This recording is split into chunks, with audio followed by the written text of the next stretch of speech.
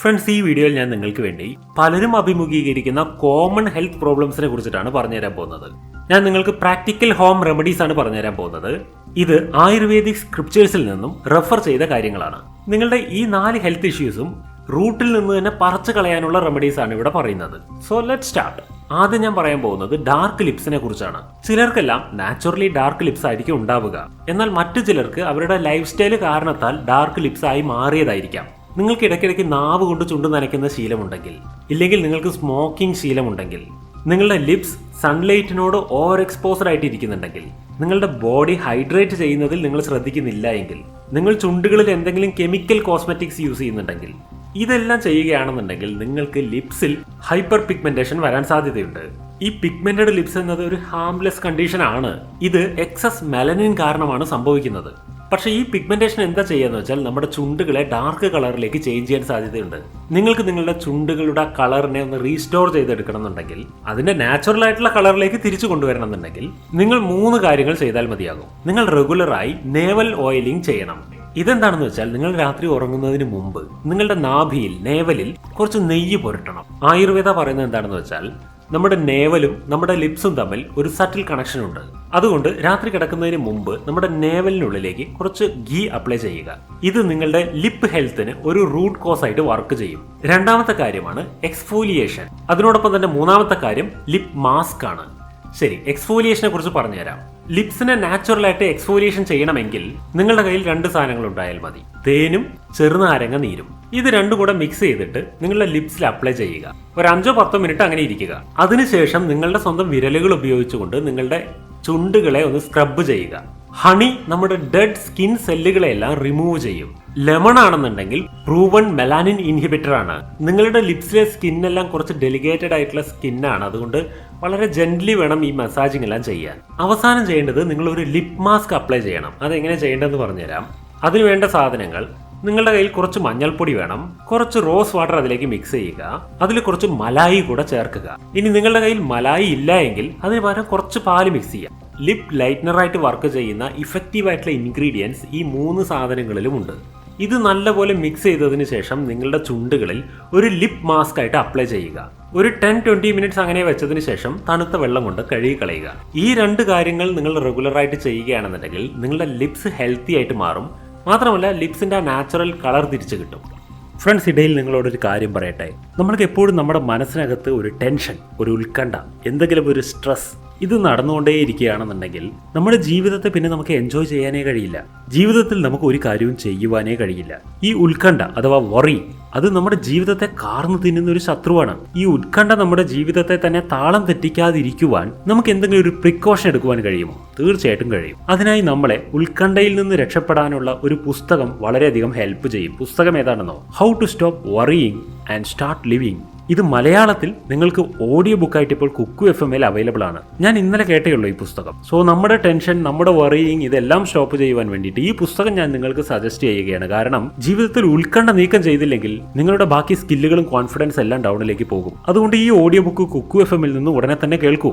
Kuku FM ഇന്ത്യയിലെ ഒരു leading audio book പ്ലാറ്റ്ഫോമാണ്. ഇതുപോലെ ധാരാളം പുസ്തകങ്ങളുണ്ട് കുക്കു FM-ൽ. എണ്ണിയാലൊടുങ്ങാത്ത പുസ്തകങ്ങൾ, എണ്ണിയാലൊടുങ്ങാത്ത മണിക്കൂറുകൾ നിങ്ങൾക്ക് കേൾക്കുവാനുണ്ടായിരിക്കും. എന്നാൽ ഇതിനേക്കാളും വലിയൊരു അത്ഭുതം എന്താണെന്ന് വെച്ചാൽ ഇത് വളരെ ചീപ്പായിട്ടുള്ള ഒരു റേറ്റിലാണ് കുക്കു FM നമുക്ക് 1 ഇയർ മെമ്പർഷിപ്പ് തരുന്നത്. അതും നിങ്ങൾക്കൊരു സ്പെഷ്യൽ ഓഫർ കൂടെ തരാം. ഈ വീഡിയോ കാണുന്ന നിങ്ങൾ TGM50 എന്ന കൂപ്പൺ കോഡ് ഉപയോഗിച്ചുകൊണ്ട് കുക്കു FM സബ്സ്ക്രൈബ് ചെയ്യുകയാണെങ്കിൽ നിങ്ങൾക്ക് 1 വർഷത്തേക്കുള്ള മെമ്പർഷിപ്പ് കുക്കു FM 50% ഡിസ്കൗണ്ടിൽ നൽകുന്നതായിരിക്കും. ഇനി ചിന്തിച്ചു നിൽക്കണ്ട, ഇത് അറിവിന്റെ കാര്യമാണ്. അറിവില്ലെങ്കിൽ ജീവിതമില്ല. ഇപ്പോൾ തന്നെ ഡിസ്ക്രിപ്ഷൻ ബോക്സിലും പിൻ കമന്റിലും കൊടുത്തിട്ടുള്ള ലിങ്കിൽ ക്ലിക്ക് ചെയ്ത് കുക്കു FM വിസിറ്റ് ചെയ്യൂ. 1 ഇയർ മെമ്പർഷിപ്പ് എടുക്കൂ. തിരിച്ചു വീഡിയോയിലേക്ക് വരും. ഇനി നിങ്ങൾക്ക് നെക്സ്റ്റ് ഹെൽത്ത് ഇഷ്യൂനെ കുറിച്ച് പറഞ്ഞുതരാം.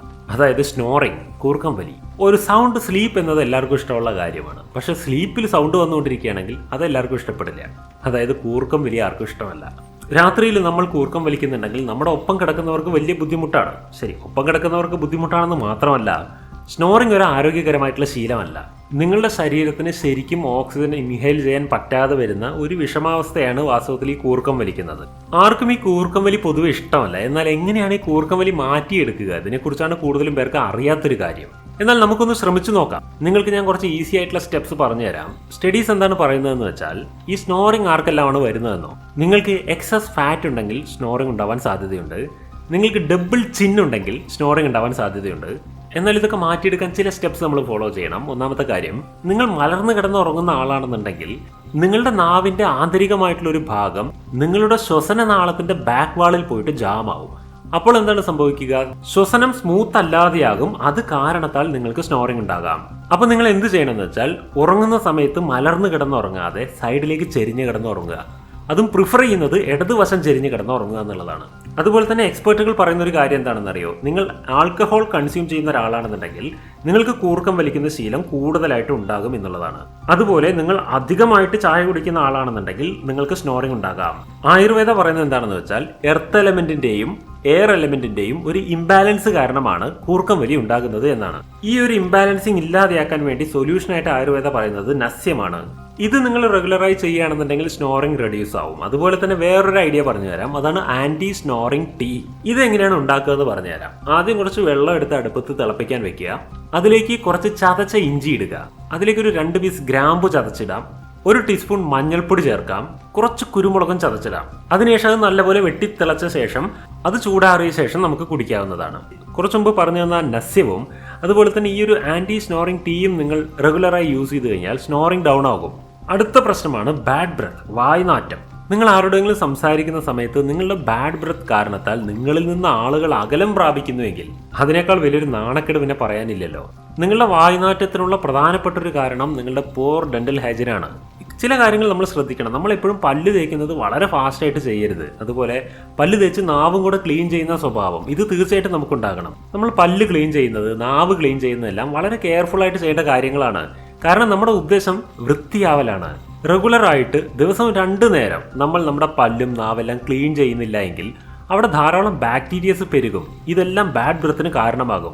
അതുപോലെ തന്നെ നമ്മൾ എന്തെങ്കിലും ഒരു ഭക്ഷ്യവസ്തു കഴിക്കുന്ന സമയത്ത് നമ്മുടെ പല്ലിന്റെ ഇടയിലെല്ലാം ആ ഭക്ഷ്യവസ്തു ഇങ്ങനെ അടിഞ്ഞുകൂടിയിരിക്കും. ഇത് നമ്മൾ ചെറുതായിട്ടൊന്ന് വെള്ളം കൊണ്ട് വായ കഴുകിയാലൊന്നും പോവുകയില്ല. അതുകൊണ്ട് തന്നെ ഓരോ തവണ നല്ലൊരു ഭക്ഷണം കഴിച്ചതിന് ശേഷവും ചെറിയൊരു ബ്രഷിംഗ് നമുക്ക് ചെയ്യാൻ പറ്റുകയാണെന്നുണ്ടെങ്കിൽ വളരെ നല്ലതായിരിക്കും. ആയുർവേദത്തിൽ ബാഡ് ബ്രെത്തിന് ഒരു സൊല്യൂഷൻ പറയുന്നുണ്ട്, അതാണ് ഓയിൽ പുള്ളിങ്. ഇതെങ്ങനെയാണ് ചെയ്യാന്ന് വെച്ചാൽ, നിങ്ങൾ കുറച്ച് വെളിച്ചെണ്ണ നിങ്ങളുടെ വായിലുള്ളിലേക്ക് എടുക്കുക. അതിനുശേഷം വായിൽ എല്ലായിടത്തും എത്തുന്ന പോലെ ഈ വെളിച്ചെണ്ണയെ വായ്ക്കുള്ളിൽ എല്ലാ ഭാഗങ്ങളിലേക്കും ഇങ്ങനെ പുള്ള് ചെയ്തുകൊണ്ടിരിക്കുക, പുഷ് ചെയ്തുകൊണ്ടിരിക്കുക. വായിനുള്ളിൽ ഈ എണ്ണ ഫുൾ സ്മാഷ് ചെയ്തുകൊണ്ടിരിക്കണം. അതിനുശേഷം ഒരു 10 മിനിറ്റിന് ശേഷം നമുക്ക് ആ എണ്ണ തുപ്പിക്കളയാം. ഓവറോൾ ഓറൽ ഹെൽത്തിന് വളരെ ഉപകാരപ്പെടുന്ന ഒരു ഏൻഷ്യന്റ് മെത്തേഡായിട്ട് ആയുർവേദ പ്രിഫർ ചെയ്യുന്നതാണ്. നിങ്ങൾ എങ്ങനെയെല്ലാം നിങ്ങളുടെ വായ നല്ല രീതിയിൽ വൃത്തിയായി സൂക്ഷിച്ചിട്ടും നിങ്ങൾക്ക് ബാഡ് ബ്രെത്ത് ഉണ്ടാകുന്നുണ്ടെങ്കിൽ അതിന്റെ കാരണം വീക്ക് ഡൈജഷൻ ആണ്. അതായത് നിങ്ങളുടെ ശരീരത്തിന് ഡൈജഷൻ ചെയ്യുന്നതിന്റെ ഒരു കപ്പാസിറ്റി ഉണ്ട്. ഈ കപ്പാസിറ്റിയേക്കാൾ കൂടുതൽ നിങ്ങൾ എന്തെങ്കിലുമൊക്കെ കഴിച്ചുകൊണ്ടിരിക്കുന്നുണ്ടെങ്കിൽ അപ്പൊ എന്താണ് സംഭവിക്കുന്നതെന്ന് വെച്ചാൽ, നിങ്ങൾക്ക് ഒന്നുകിൽ സ്ലോ ഡൈജഷൻ അല്ലെങ്കിൽ നോ ഡൈജഷൻ, ഇങ്ങനെ പ്രശ്നങ്ങൾ ഉണ്ടാകാൻ തുടങ്ങും. ഇങ്ങനെ നിങ്ങൾ ചെയ്യുമ്പോൾ നിങ്ങളുടെ ശരീരത്തിന് നിങ്ങൾ കഴിക്കുന്നതെല്ലാം ശരിയായിട്ട് ഡൈജസ്റ്റ് ചെയ്യാൻ കഴിയുന്നില്ല എന്നുള്ളതിന്റെ ഒരു സിഗ്നൽ ആയിട്ടാണ് ബാഡ് ബ്രെത്ത് ഉണ്ടാകുന്നത്. ഇതിനുവേണ്ടി നമ്മൾ എന്താ ചെയ്യുക? Try limiting heavy foods. ഹെവിയായ ഭക്ഷണം കഴിക്കുന്നത് കൺട്രോൾ ചെയ്യൂ. നോൺ വെജ് എല്ലാം കുറച്ച് കുറയ്ക്കൂ. വെണ്ണ കഴിക്കുന്നത് കുറയ്ക്കൂ. ഹൈ പ്രോട്ടീൻസ് ഫുഡ് അധികം കഴിക്കാതിരിക്കൂ. എക്സസീവ് ആയിട്ടുള്ള ഓയിൽ അടങ്ങിയിട്ടുള്ള ഫുഡ് അവോയ്ഡ് ചെയ്യൂ. ഇങ്ങനെ ഓരോന്നായിട്ട് നിങ്ങളൊന്ന് റെഡ്യൂസ് ചെയ്ത് നോക്കിയാൽ ഇതിൽ ഏതൊക്കെ ഭക്ഷണമാണ് നിങ്ങൾക്ക് ഡൈജഷന് വളരെ ബുദ്ധിമുട്ടുണ്ടാക്കുന്നതെന്ന് മനസ്സിലാക്കാൻ കഴിയും. അത് നിങ്ങൾ പൂർണ്ണമായിട്ട് ഒഴിവാക്കുകയും വേണ്ടിവരും. ഇങ്ങനെയാണ് ഈ പ്രശ്നത്തിൽ നിന്നും നമ്മൾ മുക്തമാവുക. വേറൊരു ഐഡിയ, ഏലക്ക, ഗ്രാമ്പൂ ഇതെല്ലാം നല്ല മൗത്ത് ഫ്രഷ്നർ ആണ്. അതുപോലെ തന്നെ ഇത് നമ്മുടെ ദഹനത്തെയും സഹായിക്കുന്നവയാണ്. അതുകൊണ്ട് ഇതൊരു ബോട്ടിലിൽ കരുതി നമ്മുടെ കയ്യിൽ തന്നെ എപ്പോഴും സൂക്ഷിച്ച് ആവശ്യമുള്ളപ്പോഴെല്ലാം വായിലിട്ട് ചവയ്ക്കുക. ലാസ്റ്റ് പോയിന്റ് ആണ് അസിഡിറ്റി. നിങ്ങളുടെ വയറിനുള്ളിൽ നിങ്ങൾക്കൊരു ബേണിംഗ് സെൻസേഷൻ നടന്നുകൊണ്ടിരിക്കുന്നതായിട്ട് തോന്നുന്നുണ്ടോ? നിങ്ങൾക്ക് എപ്പോഴും അസിഡിറ്റി ഉള്ളതായിട്ട് ഫീൽ ചെയ്യുന്നുണ്ടോ? എന്താണ് അസിഡിറ്റി? നിങ്ങളുടെ വയറിനുള്ളിൽ കുറെ ഡൈജഷൻ ഗ്ലാൻഡുകളുണ്ട്. ഇത് എപ്പോഴും ഒരു ഡൈജഷൻ ജ്യൂസുകളെ പ്രൊഡ്യൂസ് ചെയ്തുകൊണ്ടിരിക്കും. അത് ചില സമയത്തെല്ലാം കുറച്ച് കൂടുതലായിട്ട് ആ ജ്യൂസ് പ്രൊഡ്യൂസ് ചെയ്യും. അതിലെ കുറച്ച് ഡൈജസ്റ്റീവ് ജ്യൂസുകൾ എന്ത് സംഭവിക്കുന്നു വെച്ചാൽ നമ്മുടെ ആമാശയത്തിൽ നിന്നും മേലേക്ക് തികട്ടി വരും. ഈ ഒരു കാരണത്താലാണ് നിങ്ങൾക്ക് ഈ ഡിസ്കംഫർട്ട് ഉണ്ടാകുന്നത്. ഇത് വരാനുള്ള കാരണങ്ങൾ പറയാം. നിങ്ങൾ ഒരുപാട് കഴിച്ചാൽ ഇത് സംഭവിക്കും. അല്ലെങ്കിൽ നിങ്ങൾ കഴിച്ചതിന് ശേഷം ഉടനെ കവിഴ്ന്ന് കിടക്കുകയാണെന്നുണ്ടെങ്കിൽ നിങ്ങൾക്കിത് സംഭവിക്കും. നിങ്ങൾ ബെഡിൽ ചെരിഞ്ഞു കിടന്നുകൊണ്ടൊക്കെ എന്തെങ്കിലും കഴിക്കാൻ ട്രൈ ചെയ്താൽ ഇത് സംഭവിക്കും. എക്സ്ട്രാ സ്പൈസി ഫുഡുകൾ എന്തെങ്കിലും കഴിക്കുകയാണെന്നുണ്ടെങ്കിൽ വരാൻ സാധ്യതയുണ്ട്. അതുപോലെ തന്നെ സ്മോക്കിംഗ്, ആൽക്കഹോൾ കൺസംഷൻ, ഈ കാരണങ്ങൾ കൊണ്ടൊക്കെ അസിഡിറ്റി ഉണ്ടാകാം. അതുപോലെ തന്നെ കോഫി, ടീ, കോള ഇങ്ങനെയുള്ളതൊക്കെ ഉപയോഗിച്ചാലും അസിഡിറ്റി ഉണ്ടാവാൻ സാധ്യതയുണ്ട്. അസിഡിറ്റി ഒരു വലിയ കാര്യമൊന്നുമല്ല. പക്ഷേ ഇത് നിങ്ങൾ ശരിയായിട്ട് ശ്രദ്ധിച്ചില്ല എങ്കിൽ ഇത് ചിലപ്പോൾ ഫ്യൂച്ചറിൽ stomach ulcer, food pipe damages ഇതുപോലെയുള്ള മാരകമായ പ്രശ്നങ്ങൾക്ക് കാരണമായേക്കാം. നമ്മൾക്ക് അസിഡിറ്റി വരുമ്പോൾ നമ്മൾ എന്താ പൊതുവെ ചെയ്യാറുള്ളതെന്ന് വെച്ചാൽ അസിഡിറ്റി റെഡ്യൂസ് ചെയ്യാൻ വേണ്ടിയിട്ടുള്ള എന്തെങ്കിലും ടാബ്ലറ്റോ ടോണിക്കോ അങ്ങനെ എന്തെങ്കിലും എടുത്ത് കഴിക്കും അല്ലേ. എന്നാൽ അസിഡിറ്റി റെഡ്യൂസ് ചെയ്യാൻ വേണ്ടിയിട്ട് ഇങ്ങനെ സ്ഥിരം ഉപയോഗിക്കുന്നത് നല്ലൊരു സൊല്യൂഷൻ അല്ല. എന്തുകൊണ്ടെന്നാൽ ഇത് സ്ഥിരം കഴിച്ചാൽ നമ്മുടെ ആമാശയത്തിനകത്തുള്ള pH-നെ അത് വളരെയധികം ഇൻഫ്ലുവൻസ് ചെയ്യും. അതിന് പകരമായിട്ട് ചില ടെക്നിക്ക് പറഞ്ഞുതരാം. കോൾഡ് മിൽക്ക് കുടിക്കുക, അതൊരു ഇൻസ്റ്റന്റ് റിലീഫിന് കാരണമായേക്കാം. ഈ ഒരു അസിഡിറ്റി കുറയ്ക്കാൻ വേണ്ടിയിട്ട് ആയുർവേദ സ്ക്രിപ്ചേഴ്സിൽ നൽകുന്ന 2 ടൈപ്പ് സൊല്യൂഷൻസ് പറഞ്ഞുതരാം. ആദ്യത്തെ കാര്യം എന്താണെന്ന് വെച്ചാൽ നിങ്ങൾ രാവിലെ ബ്രേക്ക്ഫാസ്റ്റ് കഴിക്കുന്നതിന്റെ 30 മിനിറ്റ് മുമ്പ് കുറച്ച് അലോവേര ജ്യൂസ് കുടിക്കുക. അതുപോലെ ഉറങ്ങുന്നതിന്റെ ഒരു 30 മിനിറ്റ് മുമ്പ് ലിക്കോറിസ് മിൽക്ക് കുടിക്കുക. ഈ ലിക്കോറി എന്ന് പറഞ്ഞാൽ എന്താണ്? അതൊരു ആയുർവേദ പ്രോപ്പർട്ടിയാണ്. അതായത് ഒരു മരത്തിന്റെ ഭാഗമാണ്. അതിനെ മുല്ലാത്തി എന്നും പറയും. അതൊരു കൂളിംഗ് ആക്ഷൻ കൊടുക്കുന്ന ഒരു ആയുർവേദിക് പ്രോപ്പർട്ടിയാണ്. ഇത് നമ്മൾക്ക് അസിഡിറ്റിയിൽ നിന്ന് രക്ഷപ്പെടാൻ വേണ്ടിയിട്ടുള്ള ഒരു പവർഫുൾ വെപ്പണാണ്. ഇത് എങ്ങനെയാണ് നമ്മൾ പ്രിപ്പയർ ചെയ്യുക എന്ന് പറഞ്ഞുതരാം. ഒരു പാൻ എടുക്കുക, അതിലൊരു 25 ml പാൽ ഒഴിക്കുക, പിന്നീട് അതിലേക്ക് ഒരു 100 ml വെള്ളം ഒഴിക്കുക, അതിൽ ഈ ലിക്കോറി സ്റ്റിക്ക് ഇടുക. ഒരു ലോ ഫ്ലെയിമിൽ അതിങ്ങനെ തിളപ്പിച്ചുകൊണ്ടിരിക്കുക. അതിൽ ആ വെള്ളം മുഴുവൻ വറ്റിപ്പോകുന്നത് വരയ്ക്കും തിളപ്പിച്ചുകൊണ്ടിരിക്കുക. ലാസ്റ്റ് 25 മില്ലി പാല് മാത്രം ആകണം. അതിനുശേഷം ആ പാല് ചെറുതായി ഒന്ന് ചൂടാറിയതിനു ശേഷം നമുക്ക് കുടിക്കാവുന്നതാണ്. ആക്ച്വലി ഈ മിൽക്ക് തണുത്തതിന് ശേഷമാണ് നമ്മൾ കുടിക്കാൻ പാടുള്ളൂ. ഇത് ചൂടോടെ കുടിക്കരുത്. ഇനി കുറച്ച് കാര്യങ്ങൾ ശ്രദ്ധിക്കണം. നമ്മുടെ ജീവിതത്തിൽ നമ്മൾ സ്പൈസി ഫുഡ് കഴിക്കുന്ന ശീലം ഒഴിവാക്കണം. അതുപോലെ റെഫ്രിജറേറ്റർ ഫുഡ് ഉപയോഗിക്കുന്ന ശീലവും കുറച്ച് കുറയ്ക്കുക. ഇനിയുണ്ട് papaya, banana, cucumber, rice, butter milk ഇങ്ങനെയുള്ള ശരീരത്തിന് തണുപ്പ് സൃഷ്ടിക്കുന്ന പദാർത്ഥങ്ങൾ കഴിക്കുന്നത് കുറയ്ക്കുക. ഇപ്പോൾ ഈ പറഞ്ഞു തന്ന കാര്യങ്ങളിൽ എന്തെങ്കിലും നിങ്ങൾക്ക് ഉണ്ടെങ്കിൽ നിങ്ങൾ ഒരു 30 ദിവസത്തേക്ക് ഇത് പ്രാക്ടീസ് ചെയ്ത് നോക്കൂ. അങ്ങനെയെങ്കിൽ നിങ്ങൾക്ക് അതിൽ നിന്നും മുക്തമാകാൻ കഴിയും. ഇന്ന് നിങ്ങൾക്ക് ഞാൻ പറഞ്ഞു തന്നത് 4 കോമൺ ഹെൽത്ത് പ്രോബ്ലംസിനായിട്ടുള്ള റെമഡീസ് ആണ്. ഇവിടെ പറഞ്ഞു തന്ന ഈ റെമഡീസ് എല്ലാം ആയുർവേദ സ്ക്രിപ്ചേഴ്സിൽ നിന്നും റെഫർ ചെയ്തിട്ടാണ് പറഞ്ഞു തന്നിട്ടുള്ളത്. ശ്രദ്ധിക്കുക, ഇതൊരു ക്ലിനിക്കൽ ഡയറക്ഷൻ അല്ല.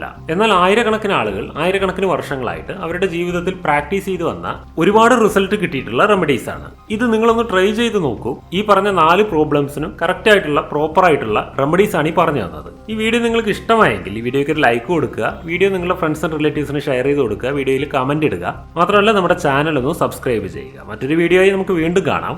ബൈ.